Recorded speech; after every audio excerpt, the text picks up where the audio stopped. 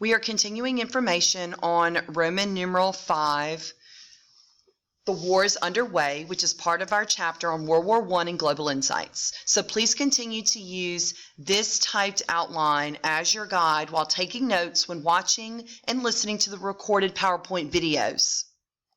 So the last thing we mentioned was that this is not going to be a quick war. If you look at your number 6, both sides are going to be involved in a defensive struggle, or I should say, sorry, this is number 5. So this soon is clear that this war is a defensive struggle. Both sides are going to experience massive number of casualties, deaths.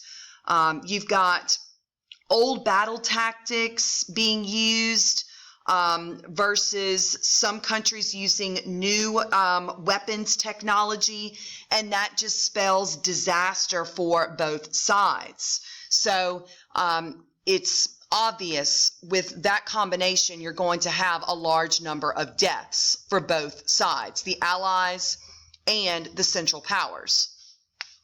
Both sides, again meaning the Allies and the Central Powers, dug trenches along the Western Front. Now, the Western Front is considered to be Eastern France.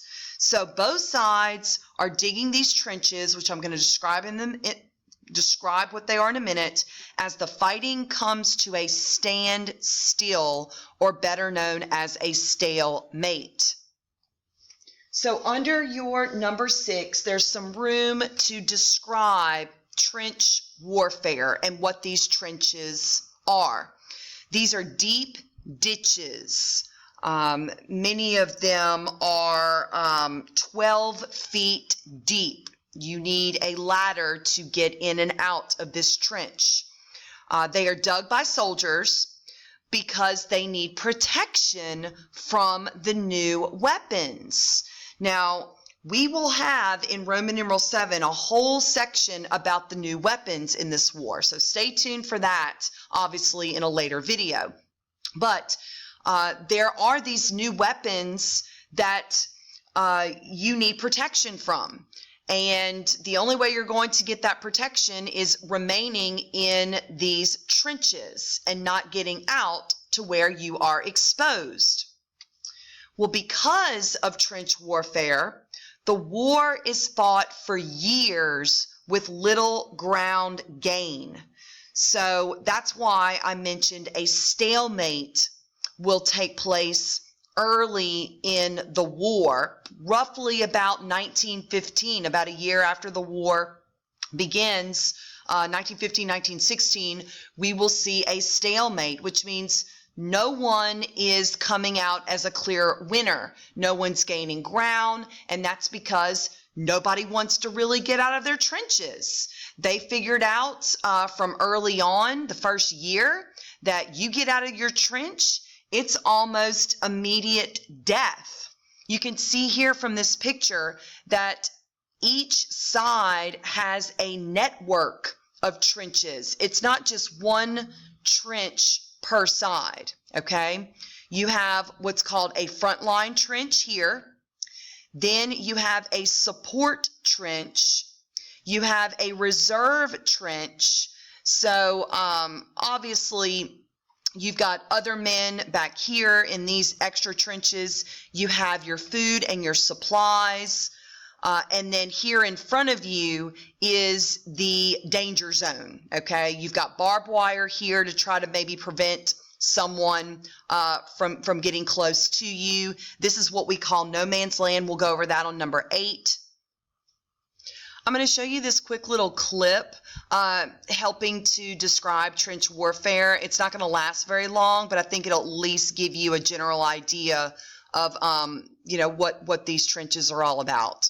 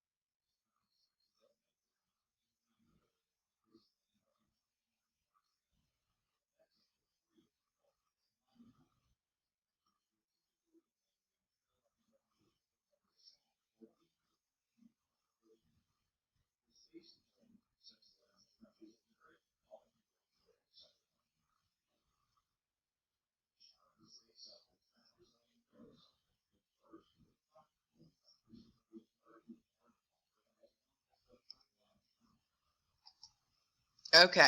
So even though that was just a short little clip, I think it gave you a really good idea about, what these trenches are going to look like. Next, we're going to take a look at life in the trenches for these soldiers. Life in the trenches, just in general, is challenging, very challenging for these men fighting. It was cold and wet. Soldiers fought, lived, and slept in these trenches. So, 24/7 hours a day, this is where they're going to be. At times, it was boring, and other times, extremely frightening. Many did not know whether they were going to live or survive day by day, sometimes even hour by hour. Many soldiers, unfortunately, will get what's known as trench foot, which many times led to amputation.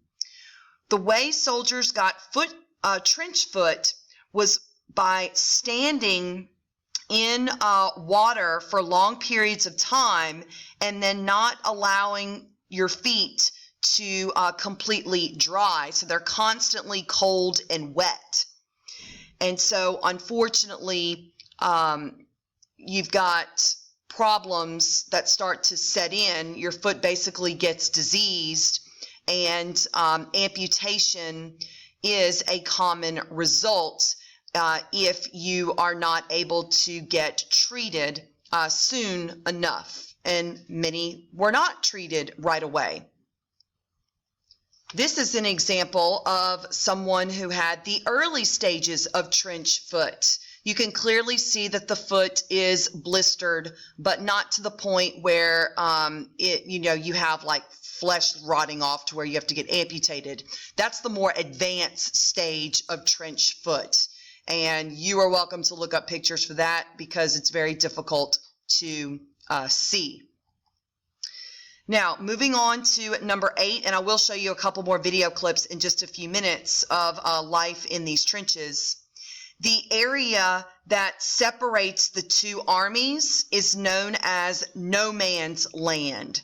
So it's the land between the two frontline trenches. It's basically the killing zone.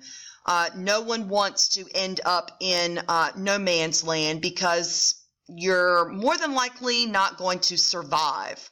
There's barbed wire, there's all types of artillery fire in the area, so it's very deadly.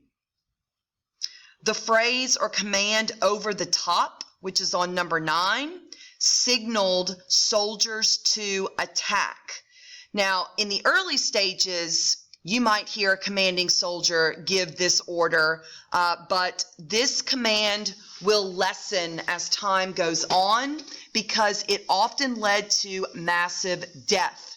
Because when soldiers hear over the top, they have to get out of their trench and attack the enemy, which means going into no man's land. So again, it often led to massive death.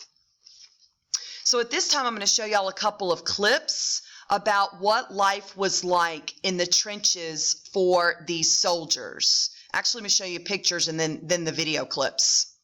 So this is no man's land. You can see how bare and desolate it is because this is where a lot of the fighting occurs and a lot of the weapons are going to be used. Another example of a trench here.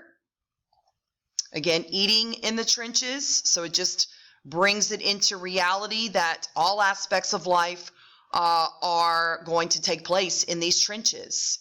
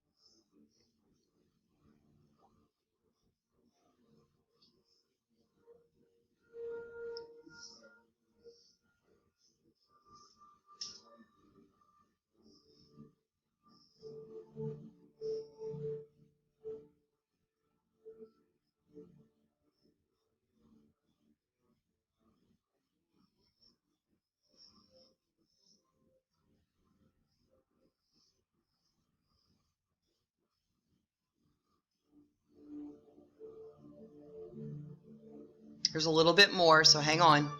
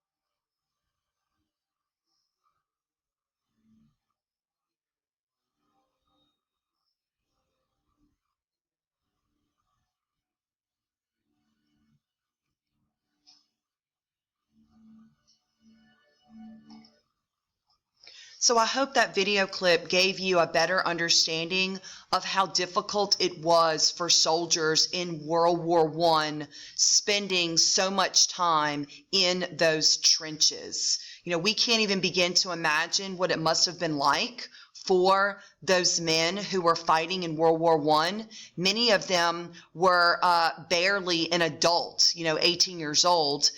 So, the common, message is, we've got boys going into the war and they are going to come out as, completely different, not necessarily as, men, which is what you would think, but some of them are going to be reduced to almost childlike stages because of the sights, the psychological effect that the war is going to have on them. Some of them will never recover physically. Some of them do not recover mentally. So this is a difficult war that was fought and one unlike any other prior to this time. All right, I'm going to end this video, and the next time we're going to take a look at Roman